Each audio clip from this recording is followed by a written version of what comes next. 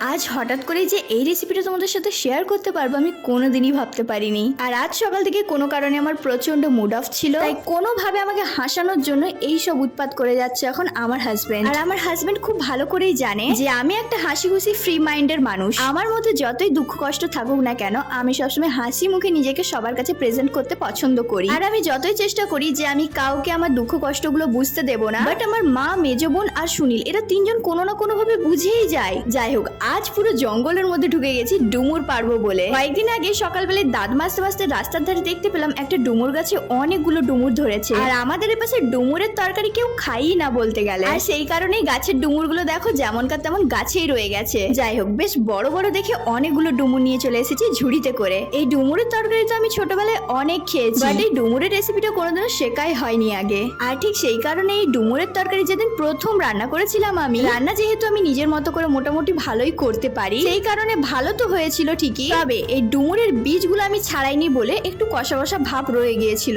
সেই কারণেই এতদিন পরে যখন ডুমুরের তরকারি আমি রান্না করবো বলে ঠিক করেছি, তখন একদম ভালো করে পরিষ্কার করে নিচ্ছি। তো সবার প্রথমে ডুমুরের উপরের খোসাটা ছাড়িয়ে মাঝখান থেকে দুই ভাগ করে একটা চামচের পেছনের হাতলের সাহায্যে আমি ডুমুরের সব বীজগুলোকে বার করে নিচ্ছি। আর যেমন এঁচড়ের তরকারি করার আগে হাতে একটুখানি টাইম নিয়ে নিতে হয়, তার কারণ এঁচড়কে ছাড়াতে হয়, তারপর নুন জলে আবার সেদ্ধ করতে হয়। আর ঠিক সেই কারণেই ডুমুরের সাথে এঁচড়ের রেসিপিটা আমার কাছে অনেকটা একই লেগেছে। তাই বাড়ির প্রতিটি কাজবাজ সেরে এই রেসিপির প্রস্তুতি নিয়েছি। ডুমুর কাটা কমপ্লিট, এবার এটাকে ধোয়ার পালা পরিষ্কার করে। আর এখন একটা বাটির মধ্যে আমি নিয়ে নিচ্ছি 2 চামচ মতো আটা, এরপরে জল দিয়ে একটা লিকুইড বানিয়ে নিচ্ছি। আর সবসময় মনে রাখতে হবে এই লিকুইড যেন খুব বেশি গাঢ় না হয় আর খুব বেশি পাতলাও না হয়। তোমরা যদি চাও আটার পরিবর্তে চালের গুঁড়ি বা ময়দাও ইউজ করতে পারো। লিকুইডটা ভালো করে হাত দিয়ে গুলে নেওয়ার পরে আমি এখন দিয়ে দিলাম যে কাঁচা ডুমুরগুলো, সেগুলো একটু হাতে করে ভালো করে কচলে নেবো এই আটা জলের সাথে। তোমাদের হাতে যদি টাইম থাকে আর কাটার সময় যদি তোমরা খুব ভালোভাবে বীজগুলো যদি না বার করতে পারো চামচের সাহায্যে,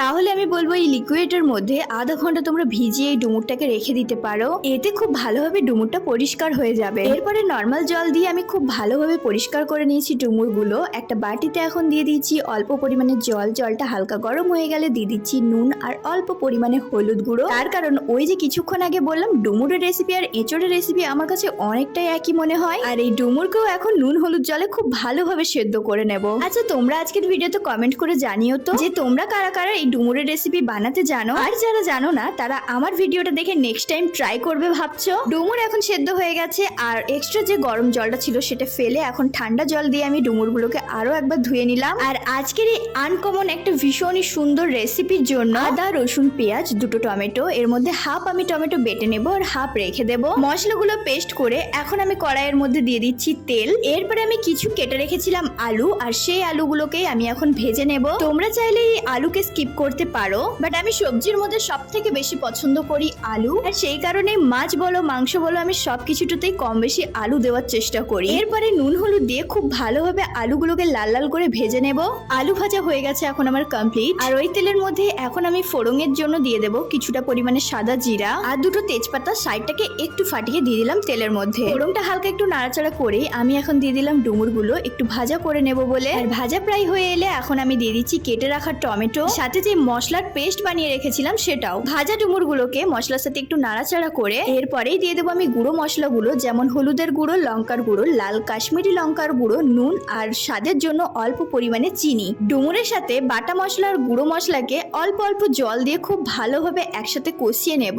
তোমাদের বলেছিলাম না এঁচড়ের রেসিপি আর ডুমুরের রেসিপিটা অনেকটাই কাছাকাছি। খুব ভালোভাবে 2-3 বার কষিয়ে নেওয়ার পরে এখন আমি দিয়ে দিচ্ছি পরিমাণ মতো জল। মনে রাখতে হবে এটা কিন্তু অনেকটা কষা মাংসর মতো হবে, খুব বেশি টেলটেলা জলও হবে না আর খুব বেশি শুকনোও হবে না। সেই বুঝে পরিমাণ মতো আমি এখন দিয়ে দিয়েছি জল। আর এরপরে ঢাকনা দিয়ে অপেক্ষা করতে হবে আলুগুলো সেদ্ধ হওয়ার। আর জলটা একটু শুকিয়ে এলে রেডি আজকে ডুমুরের রেসিপি। আজকের রেসিপিটা তোমাদের কেমন লাগলো অবশ্যই কমেন্ট বক্সে জানাতে কেউ ভুলো না। সাথে কে কোথা থেকে দেখছো সেটাও কিন্তু কমেন্ট করে জানিয়ে দিও। সুনীল এখন বিকেল বেলায় যাবে মাছ ধরতে, আর ও মাছ ধরায় প্রচন্ড পরিমাণে এক্সপার্ট। তোমরা যারা যারা ফেসবুক পেজটা আমার এখনো পর্যন্ত ফলো করোনি প্লিজ ফলো করে দাও। দেখা হচ্ছে খুব তাড়াতাড়ি নতুন একটা ভিডিওতে। ততক্ষণের জন্য সবাই ভালো থেকো, সুস্থ থেকো। Bye bye guys.